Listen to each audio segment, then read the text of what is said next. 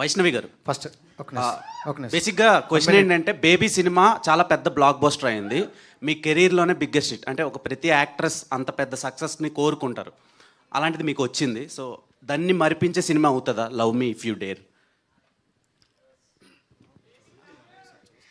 లేదు, వైష్ణవికి ఇంకా for ever baby అనే పేరు వచ్చిందని నేను అనుకుంటున్నా.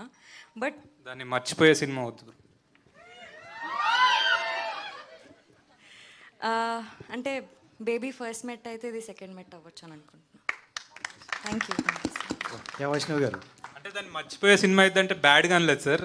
అంటే ఆ క్యారెక్టర్లో నుంచి ఇంకో క్యారెక్టర్కి వచ్చి ప్లే చేసింది కదా, ఆ క్యారెక్టర్ మర్చిపోయే సినిమా అవుతుంది. మళ్ళీ ట్రోల్ చేస్తారు నాకు. వైష్ణవ్ గారు, అంటే డేర్ అని చెప్పారు కదా, మీకు ఒక డేర్ ఇస్తున్నా.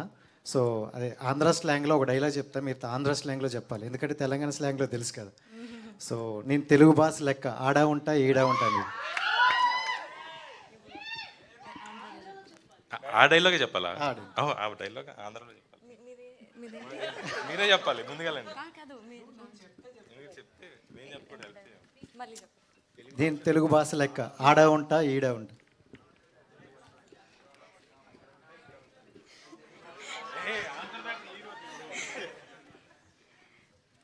నేను తెలుగు భాష లెక్కండి, ఆడ ఉంటా నీడ ఉంటా.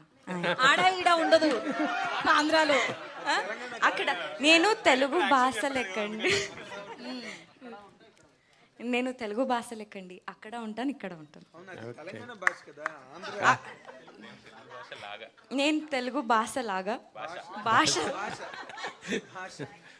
భాషలాగా